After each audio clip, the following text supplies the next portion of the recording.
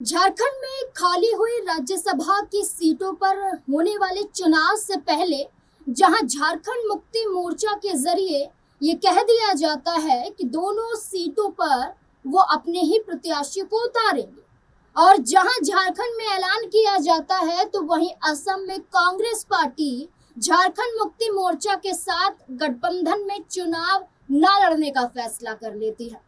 Congress party सीटें देने से इनकार कर देती है तो खुद अकेले दम पर झारखंड मुक्ति मोर्चा असम में चुनाव लड़ने के लिए तैयार हो जाती है। कल्पना सोरेन और हेमंत सोरेन की जोड़ी जनसभाओं को संबोधित करते हुए एक अलग ही अंदाज में नजर आती है। हेमंत सोरेन जो क्षेत्र की राजनीति से निकलकर अन्य राज्यों की राजनीति तक पहुंचना चाहते हैं, इसके बाद राष्ट्रीय स्तर तक पहुंचना चाहते हैं, वो हेमंत सोरेन अब असम के बाद पश्चिम बंगाल में भी तैयार हो चुके हैं, जहां कांग्रेस पार्टी को नुकसान पहुंचाने के लिए, भारतीय जनता पार्टी को सत्ता से हटाने के लिए असम में हेमंत सोरेन की भूमिका, झारखंड मुक्ति मोर्चा की भूमिका को अहम माना गया। तो क्या ऐसे ही पश्चिम बंगाल में यही फैक्टर हेमंत सोरेन के जरिए क्या साबित हो पाएगा, और क्या ममता बनर्जी को दे रहे हेमंत सोरेन का साथ क्या पश्चिम बंगाल में भी एक बड़ा बदलाव कर सकता है, और क्या पश्चिम बंगाल में भाजपा सहित कांग्रेस पार्टी को भी नुकसान झेलने को मिल सकता है? इसी से जुड़े हुए तमाम सवाल हैं। सिर्फ एक चेहरा हेमंत सोरेन, एक पार्टी झारखंड मुक्ति मोर्चा और दो राज्य, और क्या पड़ेगा इस पर असर, इसी पर चर्चा करेंगे। हमारे साथ हमारे सहयोगी अमन सर जुड़ चुके हैं। सर, बहुत बहुत स्वागत है आपका।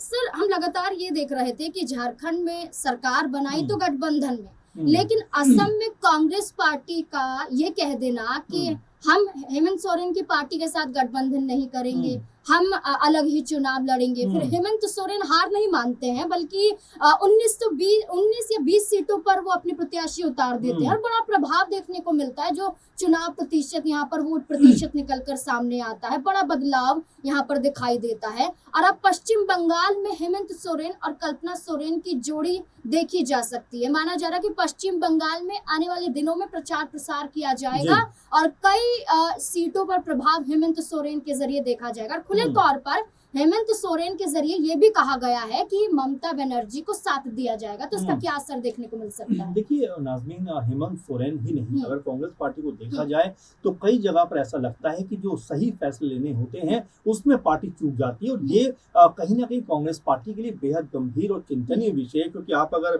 हरियाणा को देखें तो वहां पर भी आम आदमी पार्टी सिर्फ 4-5 सीटें मांग रही थी। कांग्रेस पार्टी ने कहा कि भाई हम एक भी सीट नहीं देंगे, सरकार बनने वाली होती है, ऐसे तमाम सारे सर्वे और तमाम सारी बातें चल रही होती है। अचानक जो है तमाम जो पूरा माहौल था कांग्रेस पार्टी के खिलाफ जाकर बीजेपी सरकार बन जाती है। मध्य प्रदेश आपको याद होगा, उस वक्त भी अखिलेश यादव कह रहे थे कि भाई हमें 4-5 सीटें चाहिए, लेकिन कांग्रेस ने और खासकर कमलनाथ ने कहा कौन अखिलेश मैं नहीं जानता। अगर आप असम को देखें तो 19-20 वहां पर जो आरक्षित सीटें उसके ऊपर हेमंत सोरेन लड़ना चाहते थे चुनाव की, भाई इन सीटों पर तो कम से कम हमें चुनाव लड़ने दिया जाए। बाकायदा कल्पना सोरेन और हेमंत सोरेन दिल्ली पहुंचते, कांग्रेस के तमाम जो बड़े लीडरशिप उससे मुलाकात करते हैं, लेकिन कांग्रेस पार्टी कहती है कि भाई हम 5-6 सीटें तो आपको दे सकते हैं, उससे ऊपर नहीं देंगे। आखिरकार हेमंत सोरेन जो है अपने तमाम प्रत्याशी उतारते हैं, और अब जो गठबंधन की कह सकते हैं अपनी पार्टी होती है, उसी के खिलाफ एक तरीके से प्रचार प्रसार करते हुए नजर आते हैं। अब इन 3-4 राज्यों को देखने के बाद आप अगर वेस्ट बंगाल को देखें तो यहाँ पर भी अगर बीते 30-40 सालों की बात की जाए तो कांग्रेस पार्टी कोई प्रभाव में नजर नहीं आती है। 15 साल से लगातार ममता बनर्जी मुख्यमंत्री, उससे पहले कह सकते हैं बामदल वहां पर सरकार में थे 30-35 साल तक। तो कुल मिलाकर कांग्रेस के लिए जो स्थिति है वो कोई बहुत ज्यादा आशावान नहीं है। बेहतर होता कांग्रेस पार्टी अगर यहाँ पर ममता बनर्जी के साथ में मिलकर चुनाव लड़ती या कोई और रणनीति बनाती, क्योंकि यहाँ पर चुनाव में जाने से उनको वैसे भी कोई बहुत बड़ा लाभ मिलने वाला नहीं है। आप देखेंगे कोई भी माहौल कांग्रेस पार्टी के पक्ष में बनता हुआ नजर नहीं आता है। जो सीधी सीधी लड़ाई है बीजेपी वर्सेज यहाँ पर ममता बनर्जी दिखाई पड़ती है। तो ऐसे में कांग्रेस पार्टी के लिए ये भी एक कहीं ना कहीं अपने लिए ही नुकसान की चीज होने वाली। दूसरा और महत्वपूर्ण सवाल जो निकल कर आता है हेमंत सोरेन, अब तक आप देखेंगे झारखंड के लिहाज से कि वहां पर मिलकर सरकार चल रही है, जहाँ पर कांग्रेस पार्टी भी है, आरजेडी भी है, जेएमएम भी है और मिलकर सरकार चल रही है। लेकिन क्या अब इन चुनावों के बाद झारखंड का माहौल भी खराब होता हुआ दिखाई पड़ेगा? क्या यहाँ से हेमंत सोरेन जो है अलग रुख अपनाते हुए दिखाई पड़ेंगे? सरयू राय जो जेडीयू से अभी इस बार का जो है विधायक है, वो ये बात कह चुके हैं कि चुनावों के बाद हो सकता है कि गैर बीजेपी और गैर कांग्रेस सरकार यहाँ पर बनती हुई दिखाई पड़ जाए। तो देखिए, संभावनाओं के जो बादल हैं वो लगातार मंडराते हुए नजर आते हैं और इस बात को लेकर इशारा करते हैं कि क्या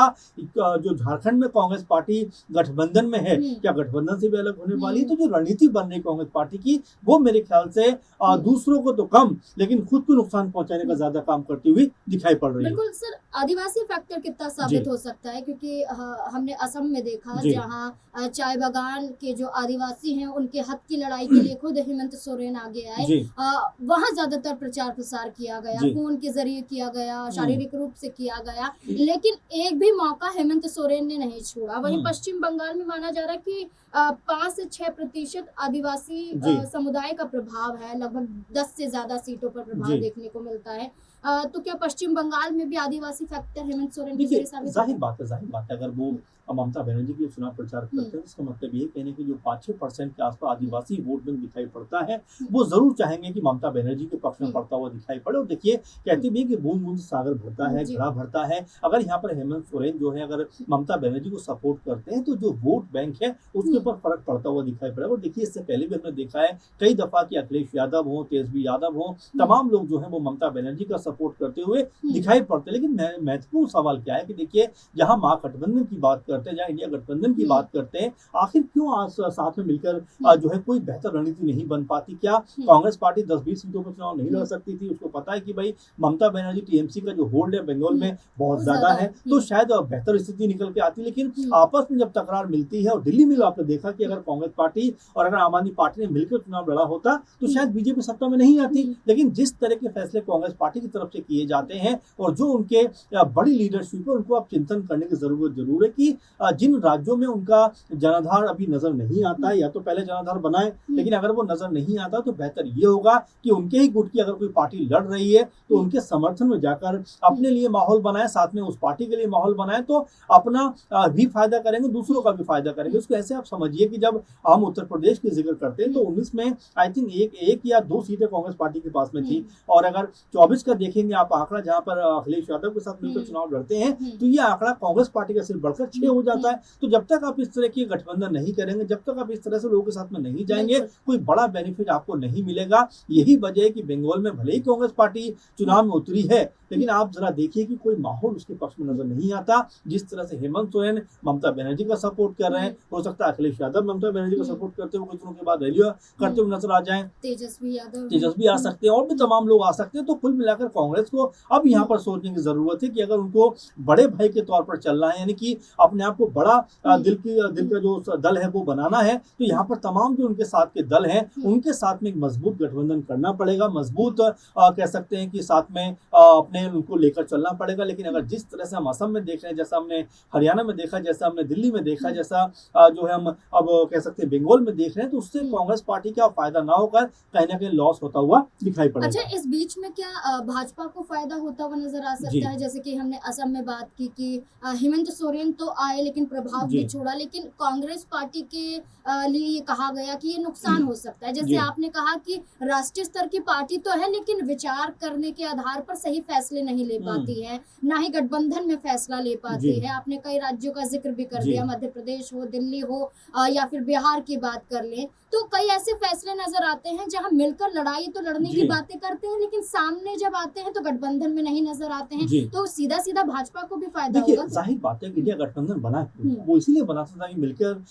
बीजेपी के खिलाफ लड़ाई लड़ी जाए। लेकिन जब जब चुनाव आते हैं, आप देखिए कांग्रेस पार्टी के साथ में या तो बाकी दल नहीं आना चाहते, या कांग्रेस पार्टी बाकी दलों के साथ में नहीं जाना चाहती। इसीलिए कहा जा रहा है कि भाई आप एक साथ तो हो, लेकिन एक साथ दिखाई नहीं पड़ते। और इसी का आपने सही कहा कि फायदा जो है वो बीजेपी को सीधे तौर पर दिखाई पड़ता है। अगर आप देखेंगे, आंकड़ों की ही बात करें तो हरियाणा में 23-24 हजार वोटों का अंतर सिर्फ रहा, जहां पर बीजेपी पावर में आ गई, कांग्रेस पार्टी सत्ता से बाहर हो गई। दिल्ली में आप देखेंगे तो वही 20-25-30 हजार के वोटों का अंतर रहा, जहां पर बीजेपी सत्ता में आ गई, आम आदमी पार्टी बाहर चली गई। तो अगर जब तक आपस का कह सकते हैं कि जो आपस में जो एक जो आपस का तालमेल होना चाहिए, जब तक वो इस तरह का नहीं बनेगा, आप ये मानकर चलिए नाज़मीन कि कांग्रेस पार्टी को फायदा होगा या नहीं होगा तो अलग बात है, लेकिन इससे बीजेपी को फायदा होता रहेगा। अब आप देखेंगे इतनी सारी सीटों पर अगर वोट कटेंगे तो इसका फायदा बीजेपी को होगा। क्या कांग्रेस पार्टी क्या इसके जरिए बीजेपी को फायदा पहुंचा रही, ये भी आरोप लग रहे हैं। तो कुल मिलाकर कांग्रेस पार्टी को अपनी पोजीशन और अपने आप को अब तय करने की जरूरत है, क्योंकि उनको भी पता है कि अभी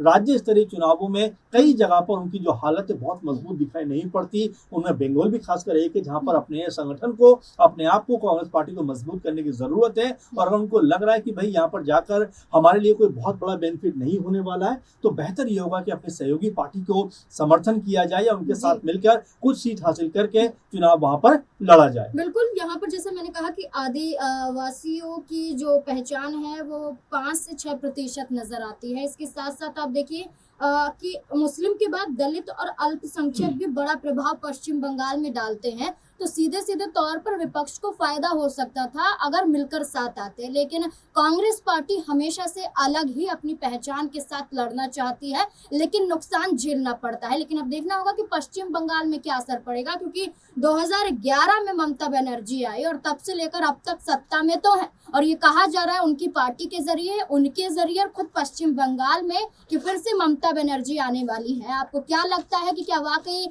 ममता बनर्जी फिर से मुख्यमंत्री बनेंगी या फिर इस बार कुछ बदलाव पश्चिम बंगाल में देखने को मिल सकता है? क्या लगता है आपको इस पूरे मुद्दे को लेकर? अपनी राय कमेंट सेक्शन में जरूर दें।